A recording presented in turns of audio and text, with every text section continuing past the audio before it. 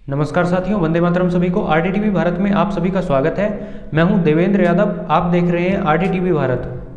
दोस्तों, आपने देखा होगा कई दिनों तक एक लड़की हर न्यूज़ में और हर एक युवा की स्टेटस पे छाई हुई थी कि भारत की एक बेटी ने विश्व सुंदरी बनके देश का नाम रोशन कर दिया और 21 साल के बाद भारत ने ये उपलब्धि हासिल की है।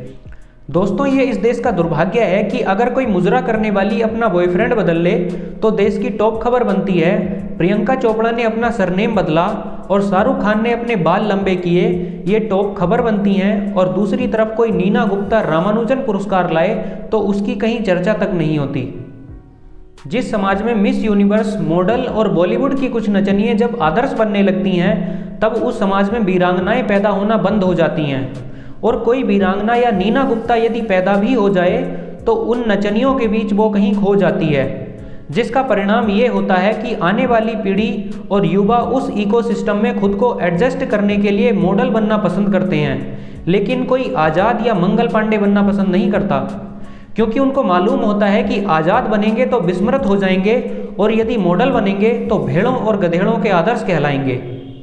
साथियों, मॉडल और मिस यूनिवर्स बनने का थोड़ा इतिहास जान लेते हैं कि आखिर ये शुरू कहाँ से हुआ और इसको आरंभ करने के पीछे का उद्देश्य क्या था।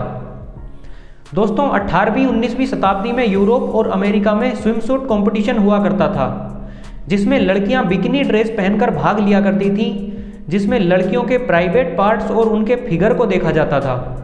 जिस लड़की का फिगर जितना अच्छा होता था उसे उतनी अच्छी रैंक मिलती थी। और ऐसे कंपटीशन कराने वाली कई संस्थाएं और एमएनसीज हुआ करती थीं। ये कंपटीशन इसलिए कराए जाते थे ताकि सुंदर और आकर्षक लड़की कंपनी को उनके प्रोडक्ट की मार्केटिंग के लिए मिल सके। इसलिए ऐसी संस्थाओं और ऐसी प्रतियोगिताओं को समाज में प्रतिष्ठित कराया जाता था ताकि ज़्यादा से ज़्यादा सुंदर लड़कियां मॉडल बने। ऐसी ही एक बिकनी प्रतियोगिता सन 1951 में इंग्लैंड के एरिक मॉर्ले नाम के एक अंग्रेज ने शुरू की, जिसे स्टार्टिंग में बिकनी प्रतियोगिता कहा जाता था, लेकिन कुछ समय बाद उसे मिस यूनिवर्स या मिस वर्ल्ड कहा जाने लगा। इसमें लड़की को उसके रंग और फिगर के अनुसार रैंक दी जाती थी, जिसका समाज में काफ़ी विरोध होता था। सन 1970 में महिलाओं ने ऐसे कार्यक्रमों के खिलाफ प्रदर्शन किए, जिसके बाद रंग को महत्व देना कम हुआ और बिकनी ड्रेस के स्थान पर गाउन पहना जाने लगा।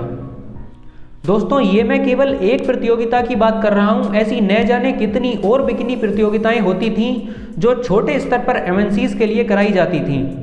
ऐसी ही एक ब्राज़ील में बिकनी प्रतियोगिता होती थी जिसका नाम था मिस बम बम।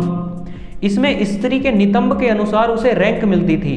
दोस्तों, ये देश की विडंबना है कि जिस समाज में स्त्री को उसके शरीर की बनावट के आधार पर रैंक दी जाती है, जिसे एडवर्टाइजमेंट की वस्तु समझा जाता है, आज भारतीय समाज और भारत की बिकी हुई मीडिया में उन्हीं अश्लीलता फैलाने वाले युवक और युवतियों को मुख्य खबर में रखा जाता है। जिस देश के मनुस्मृति जैसे शास्त्रों में यत्र नार्यस्तु पूज्यन्ते रमन्ते तत्र देवता जैसे विचार हों, जहां स्त्रियों को पूजनीय समझा जाता हो, उस राष्ट्र के लोग और मीडिया अगर वेश्यावृत्ति करने वाली स्त्रियों को सम्मानित करेंगे तो वहां विदुषियां कैसे जन्म लेंगी, क्योंकि राक्षसों के कुल में राक्षस ही पैदा होते हैं, देवियां और देवता नहीं। दोस्तों, आप खुद सोचकर देखिए कि अगर आपकी बहन बेटी को कोई उसके शरीर की बनावट के आधार पर रैंक दे, तब क्या आप गर्व महसूस करेंगे? तो फिर राष्ट्र की बेटी शरीर का प्रदर्शन करके रैंक प्राप्त करती है तो देश का सर कैसे ऊंचा हो गया। जिस संस्कृति में स्त्री के कपड़े अगर उतरते थे तो महाभारत हो जाती थी, आज उसी राष्ट्र की बेटियां अगर बिकनी प्रतियोगिताओं में भाग लेकर शरीर का प्रदर्शन करें तो देश कैसे गौरवान्वित महसूस कर सकता है। हमारी संस्कृति में किसी के रंग, रूप और उसकी शारीरिक बनावट के आधार पर उसका सम्मान नहीं किया जाता, बल्कि उसके चरित्र और कर्मों के आधार पर उसका सम्मान किया जाता है। उसके राष्ट्र और समाज के प्रति समर्पित भाव से उसको सम्मानित किया जाता है। इसलिए कंपनियों के प्रोडक्ट्स की मार्केटिंग के लिए बने ऐसे कार्यक्रमों का बहिष्कार करिए, साथ ही साथ ऐसी मीडिया का भी बहिष्कार करिए जो नीना गुप्ता जैसी राष्ट्र की बेटियों को भूलकर बिकनी कार्यक्रमों का हिस्सा होने वाली लड़कियों को मुख्य खबर में रखते हैं, क्योंकि जब तक आप बहिष्कार नहीं करेंगे तब तक वीरांगनाएं पीछे और वेश्यावृत्ति आगे रहेगी। कोई स्त्री झांसी की रानी या अहिल्याबाई जन्म से नहीं बनती। अहिल्याबाई बनने के पीछे उसकी संस्कृति और उसके संस्कार छिपे होते हैं। इसलिए जैसी संस्कृति और सभ्यता का आप निर्माण करेंगे, वैसी ही समाज में स्त्रियां होंगी।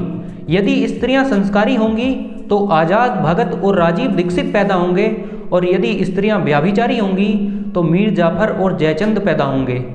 इसलिए आप पर निर्भर करता है कि आपको किस प्रकार के समाज का निर्माण करना है। वंदे मातरम। भारत माता की जय।